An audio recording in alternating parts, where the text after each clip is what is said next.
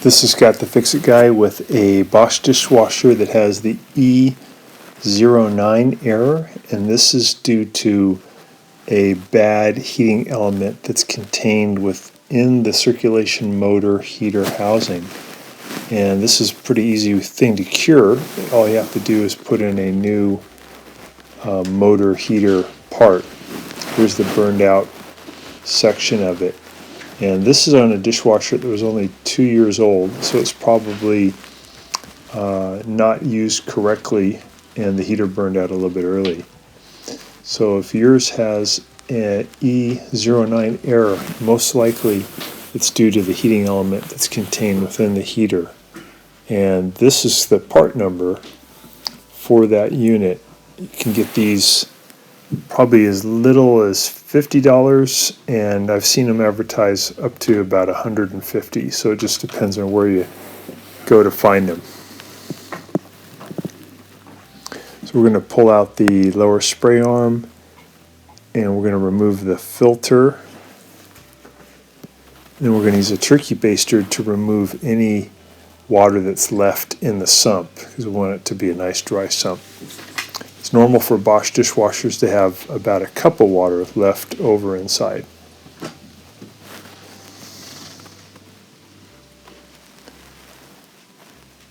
So once we get the water out, we're going to unplug it. We're going to disconnect the drain line, and then we're going to also disconnect the water inlet line. So we'll have to turn off the water first. And this is so we can remove the dishwasher from the cabinet. So to do that, we also want to remove these two screws at the bottom, get this plate out of the way, and then we're going to use a wrench to lower the legs by turning them to the right. So they're going to be going into the dishwasher, and that's going to lower the front of the dishwasher down. And then to get the back of it to go down, we use a standard head screwdriver. We turn to the left this one little nut, and that lets the back legs come down. So we're also removing the water inlet.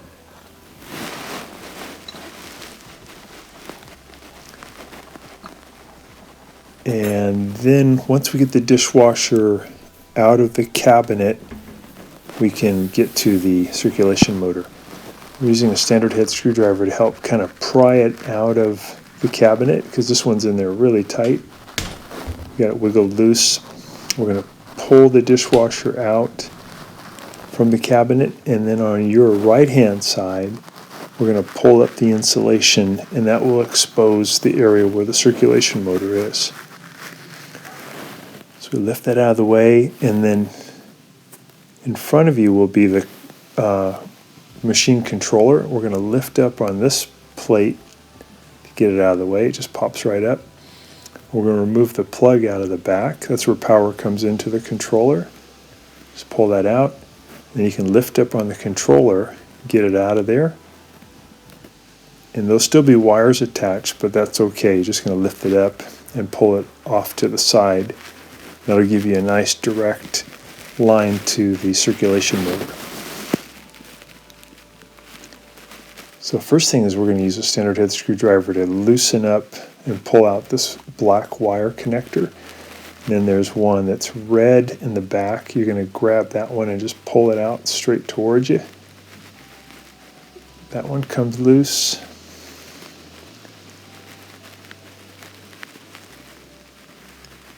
And there's also an orange one. The orange one will probably take out a little bit later once we get the motor further out of the dishwasher. But the red one, you can just pull it out. So we're going to pry back on the spring clip that's holding the circulation motor in place. And it's kind of a permanent one. It's not adjustable, so you just pry back with a standard head screwdriver. It'll release, and then you can pull back on the rubber black mounting on the front so that now nothing is holding the circulation motor in position, and you should be able to wiggle it out. You have to kind of pull down first and then wiggle it down and then pull it towards you. We still have that orange wire connected. It's a little bit hard to get that one out. You use a small standard head screwdriver to loosen that, and then I'll pull it toward me. There we go. And there's our old circulation motor. So the motor was still working, but the heating element had just burned out.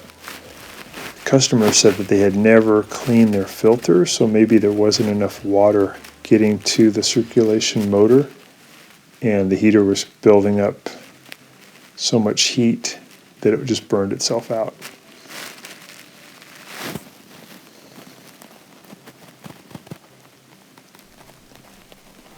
So now I'm putting the new hose clamp in position, and I'm tightening it up a little bit so that it will fit right over the rubber hose there on the back and kind of stay up there by itself.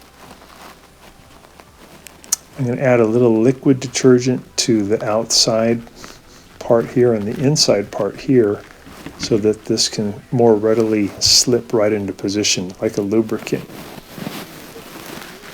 No, I'm good. Thank you. Just making sure that that clamp is in position, ready to go.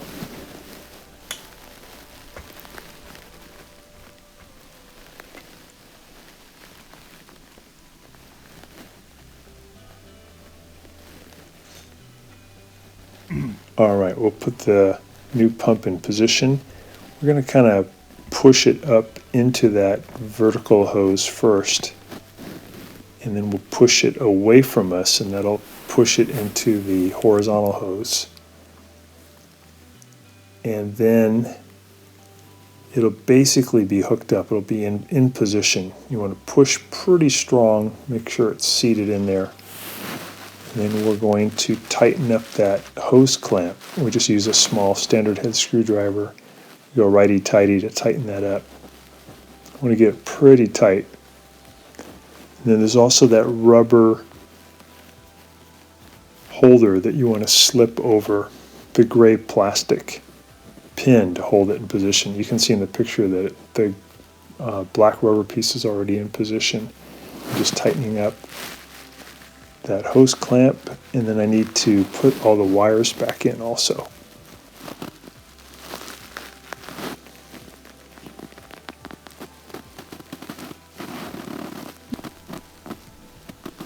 So I'm just putting the orange wire back in, just push it in until it clicks.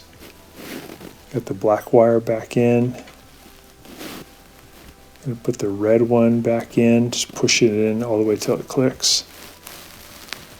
And now we've supplied power to the motor and to the heater.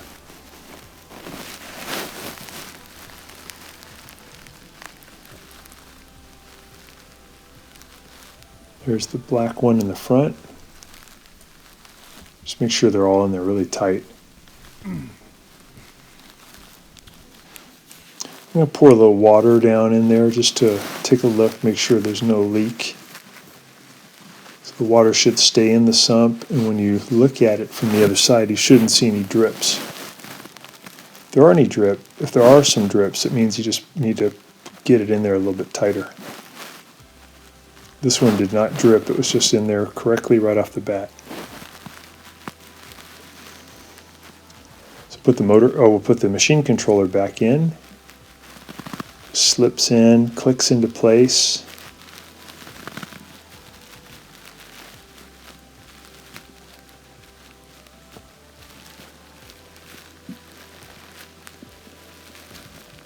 We'll go ahead and put the power plug back in.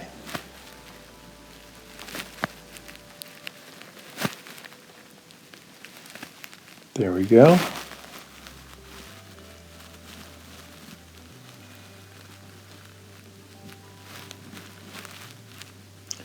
Put the black protective cover back over the wires on the machine controller. We'll fold the insulation back down. We're going to put the machine back in the cabinet.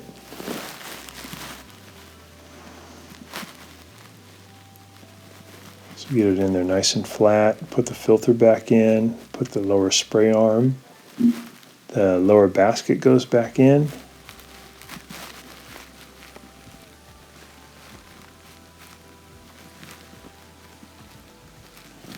Get it nice and straight, and we're going to do our connections. We'll put the hose, the drain hose back in position.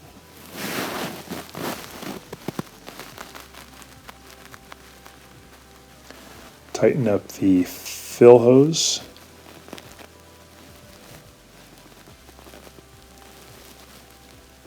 Turn the water pressure back on.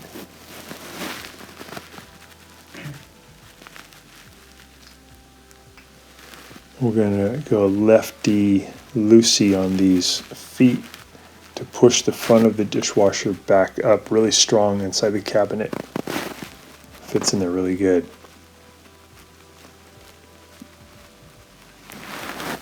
And I'm just taking apart the old motor for fun, taking a look at it. You can see this is the motor in my right hand, my left hand is the heating element. Motor seems fine. The impeller wasn't obstructed. So it's just a matter of the heating coil just burning out, probably because it didn't have enough water flowing through it, so it got too hot. But again, that was only at the 2-year mark, which is really way too soon. Bosch has a much better reputation, so it's probably just was not being used correctly by the owner. So we're putting in the screws to hold in the bottom panel, and that did the trick. This machine was back working great again. So I hope that's been helpful to you and you get rid of your E09 error and yours is working great. Thanks for watching and please subscribe.